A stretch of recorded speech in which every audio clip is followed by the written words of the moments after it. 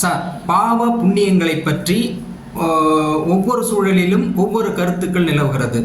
அதில் இயேசு என்ன சொல்கிறாருன்னா, உங்கள் பாவங்கள் மன்னிக்கப்படுகிறது அப்படிங்கிற கருத்தியலை முன்வைக்கிறார். புத்தர் சொல்கின்ற பொழுது, நீங்கள் செய்த பாவங்களுக்கான தண்டனையை நீங்கள் அனுபவித்தே தீர வேண்டும் என்ற ஒரு கருத்தியலை புத்தர் முன்வைக்கிறார். இந்த கருத்தியல்ங்கிறது முற்றிலும் மாறுபட்டதாக இருக்குது, ரெண்டுமே கான்ட்ரோவர்ஷியலாக இருக்குது.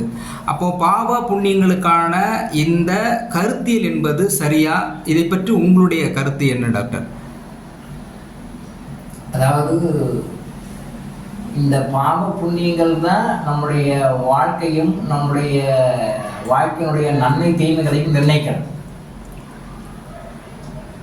புத்தர் சொன்னதும் சரி, இயேசு குரான் சொன்னதும் சரி. எப்படி சார் ரெண்டு பேருமே சொன்னது சரியாகும்? நீங்கள் ஒரு ஆங்கிள் இருந்து புத்தரை பார்க்குறீங்க, இன்னொரு ஆங்கிள் வந்து இயேசுநாதரை பார்க்குறீங்க. இந்த ரெண்டு ஆங்கிளை தவிர்த்த மூணாவது ஆங்கிள் இருந்து இதை பார்க்கணும். எப்படி பார்க்கணும்னு நான் சொல்கிறேன். இது வந்து சயின்ஸ் ரீதியாகவும் நிறைய ப்ரூவ் பண்ணியிருக்காங்க. Each and every effect as is own effect. அதுக்குன்னு ஒரு எஃபெக்ட் இருக்குது. திருப்பி ஆப்போசிட்டாக ஒரு எதிர்விளைவுன்னு ஒன்று இருக்குது. எல்லாத்துக்கும் ஒரு எதிர்விளைவு இருக்குது. எதிர்விளைவு இல்லாத எதுவுமே கிடையாது. இந்த பிரபஞ்சத்தினுடைய கட்டமைப்பு அப்படி, இந்த பிரபஞ்சத்தினுடைய ஸ்ட்ரக்சர் அப்படி. ஒரு எதிர்வினை எல்லாத்துக்குமே இருக்குது. நாம் என்ன செய்யறோமோ அதான் நமக்கு. அப்போது நம்ம வந்து அறியாமையினால தெரியாமையினால நம்ம ஏதோ ஒரு தவறு செய்கிறோம். அதை தெரிஞ்சு செய்யணும். தெரிஞ்சு செய்தாலும் தெரியாமல் செய்தாலும் அதுக்கு தண்டனை கண்டிப்பாக உண்டு. இதுலேருந்து யாரும் எஸ்கேப் ஆக முடியாது. இது வந்து நான் இந்த மதத்தை சார்ந்தவன், நான் இந்த மதத்தை சார்ந்தவன், நான் இந்த இனத்தை சார்ந்தவன், நான் இந்த தெய்வத்தை வழிபடுபவன் அப்படின்னா சொல்லி எல்லாம் எஸ்கேப்லாம் ஆக முடியாது. எந்த தெய்வத்தை வழிபட்டாலும், எந்த இனத்தை சேர்ந்தாலும், எந்த மதத்தை சேர்ந்தாலும், இந்த பூமியில் மனுஷன் நீங்கள் பிறந்துட்டீங்கன்னாலே, இந்த பூமியில் பிறந்தாலே கர்மத்திலாவுக்கு நம்ம கட்டுப்பட்டோம். இது வந்து கர்ம பூமின்னு சொல்லுவாங்க. கர்ம பூமி, கர்மாவை கழிக்கிறதுக்காக பூமிக்கு வரோம். கர்மாவை கழிச்சுட்டு வெளில போகணும், அவ்வளோதான். பர்பஸே அதான். அப்போது இங்கே வந்து நம்ம எந்த தப்பு செய்தாலும் அதுக்கு தண்டனை கண்டிப்பாக. எந்த நல்ல செய்தாலும் அது கண்டிப்பாக ரிவார்டும் உண்டு. அது ரிவார்டும் உண்டு. புத்தர் சொன்னது 100% கரெக்ட். அதை மாற்றுக்கட்டே கிடையாது. இப்போது அடுத்தது இயேசுநாதருக்கு வரும். தவறு செஞ்சால் தண்டனை உண்டு. அப்போது இறைவன் சொல்கிறாரு, பாவ மன்னிப்பு கொடுத்தா அவனுக்கு நோய்கள் போயிடும், கஷ்டங்கள் போயிடும், மன்னிப்பு உண்டு அப்படின்றார். இப்போ ஒரு தவறு பண்ணிட்டான். அப்போ அதுக்கு என்ன சொல்யூஷன்? அவன் மனம் திரும்பி மன்னிப்பு கேட்டு அந்த மன்னிப்புக்கு உண்டான பரிகாரங்களை செய்தால் அவன் அந்த துன்பத்திலிருந்து மீளலாம்ன்றதான் அவர் சொல்கிறார். ரெண்டு பேர் சொல்றதே கரெக்ட். ரெண்டு பேர் சொல்றதே கரெக்ட். எந்த ஒரு தவறு செய்தாலும் அதுக்கு தண்டனை உண்டு. எந்த ஒரு நல்லது செய்தாலும் அதுக்கு உண்டான ரிவார்டு நம்ம கண்டிப்பாக உண்டு. இதை யாரும் மாற்ற முடியும். யூனிவர்சல்லாம் இதை யாரும் மாற்ற முடியும். இன்னும் ஒரு 1 lakh years 2 lakh years போனாலும் இது மாறாது. இந்த பிரபஞ்சம் இருக்கிற வரைக்கும் இந்த லா அப்ளிகபிள் டு ஆல் டைம். சரி, பண்ணிட்டான், ஒரு தவறு பண்ணிட்டான், சப்பரம் ஆகிட்டு இருக்கான். அப்போ சப்பரம் ஆகிட்டு இருக்கணுமே, சப்பரையே ஆகிட்டு இருக்கணுமா, அப்படிதான் போகணுமான்னு கடவுள் கருணை உள்ளவர். இதுதான் நல்லா புரிஞ்சுக்கணும். கடவுள் கருணை உள்ளவர், ஆனால் கர்ம விதிக்கு உட்பட்டு செயல்படுவார். எல்லா கடவுளும் நீங்கள் எந்த கடவுளை எடுத்துட்டாலும் சரி, அதுக்கு எத்தனை உதாரணம்னா என்னால் சொல்ல முடியும். கடவுள் கருணை உள்ளவர், ஆனால் கர்ம விதிக்கு உட்பட்டு செயல்படுவார். அப்போ தவறு பண்ணிட்டோம், நம்ம சப்பரம் ஆகிட்டு இருக்கோம், இப்படியே போய் சேர்த்து தொலை, இப்படியே போய் சாகு அப்படி சொல்ல கடவுள். நீ மனம் திருத்தி மன்னிப்பு கேள். மனம் திரும்பி நீ மன்னிப்பு கேட்கு. ஏன் பண்ணிட்ட தப்பு தான், அதை நான் மனம் உணர்ந்து அதுக்கு என்ன பரிகாரம் செஞ்சு அதுக்காக நான் மன்னிப்பு கேட்கிறேன் அப்படின்னு சொல்லிட்டு மனதார மனசார டீப் ரூட்டடா அடி மனசுலேருந்து வரணும். அடி மனசுலேருந்து வரணும். ஏதோ போகிற போக்கில் தேய்ச்சிக்காக அப்படி கேட்கக்கூடாது. நான் மனசார மன்னிப்பு கேட்கும் பொழுது உங்களுடைய கர்மாக்கள் மன்னிக்கப்பட்டு நீங்கள் அடுத்த லெவலுக்கு போகிறதுக்கு என்ன வரும் உங்களுக்கு காட்டுவார், இறைவன் காட்டுவார். ஸோ இதுவும் கரெக்டு தான், கரெக்டு. அப்போது புத்தர் சொன்னது கரெக்டு. பட் அதுக்கு அடுத்த ஸ்டெப் என்னென்னா, அந்த மன்னிப்பு நம்ம கேட்டு அந்த மன்னிப்புக்கு உண்டான விஷயங்கள் நம்ம ஃபாலோ பண்ணணும். சும்மா வந்து மன்னிப்பு கேட்டுட்டு திரும்ப அதே தவறு செய்து கொண்டு இருக்கக்கூடாது. ஒரு மன்னிப்பு கேட்குறோம், ஒரு தவறு உணர்ந்து மன்னிப்பு கேட்குறோம், அதுக்குன்னா பரிகாரமும் நம்ம பண்ணுறோம். பண்ணிவிட்டு திரும்ப திரும்ப அதே தவறை செஞ்சுட்டு இருக்கக்கூடாது. பணம் கொடுத்துட்டு திருப்பி அதே தவறை திருப்பி செஞ்சுட்டு இருக்கக்கூடாது. அப்போ செஞ்சால் அது மன்னிக்கப்படாது, மன்னிப்பு கொடுக்க மாட்டேன்.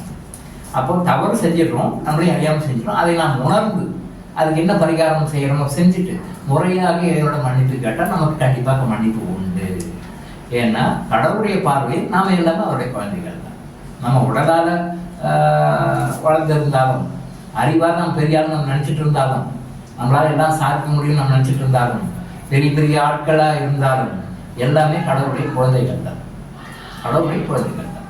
அப்போ கடவுள் என்ன நினைப்பாரு? நீங்கள் ஒரு ஆஸ் எ பேரண்ட்ஸ் உங்கள் குழந்தைய எப்படி நல்லா இருக்கணும்னு நீங்கள் நினைக்கிறீங்களோ, ஒரு சின்ன தப்பு செஞ்சால் கூட திட்டுவீங்க, ஒரு சின்ன தப்பு செஞ்சால் அடிப்பீங்க, அடித்தாலும் திட்டினாலும் அந்த உங்கள் குழந்தை பாசம் இருக்கும் இல்லையா?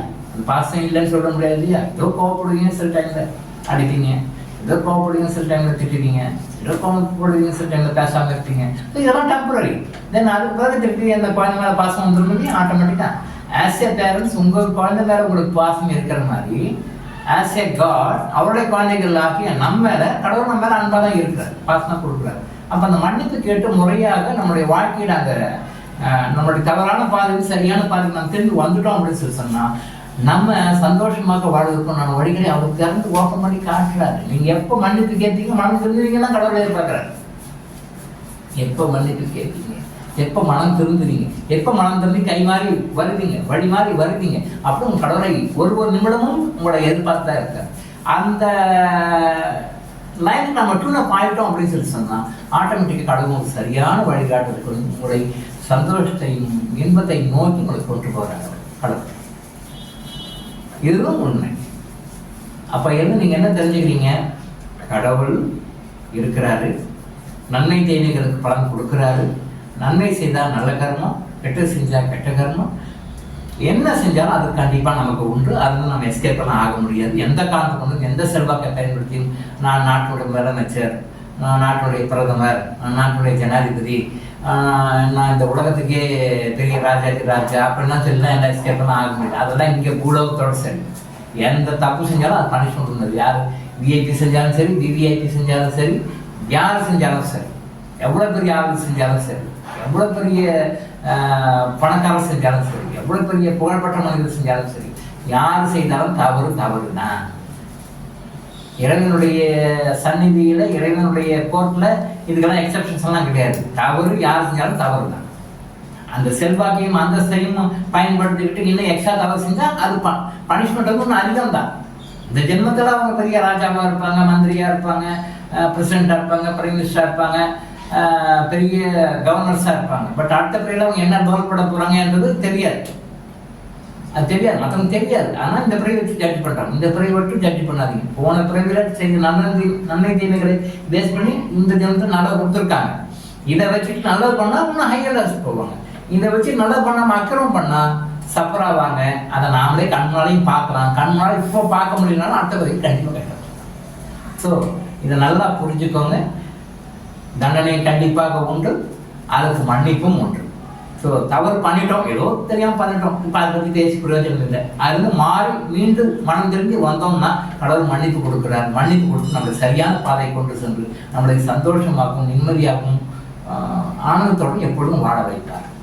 இந்த உண்மையை நீங்கள் மனசில் பதிச்சுக்கிட்டீங்கன்னா, அதை லைஃப்பில் டே டு டே லைஃப்பில் அப்ளை பண்ணிங்கன்னா you will be always happy. You will be always happy. Doctor Ilango Ayush hospital வழங்கும் விழிப்புணர்வு. தொடர்ந்து இது மாதிரி பல அவேர்னஸ் வீடியோக்களை பார்க்க நம்ம சேனலை சப்ஸ்கிரைப் பண்ணிவிட்டு பெல் பட்டனை ப்ரெஸ் பண்ணுங்கள்.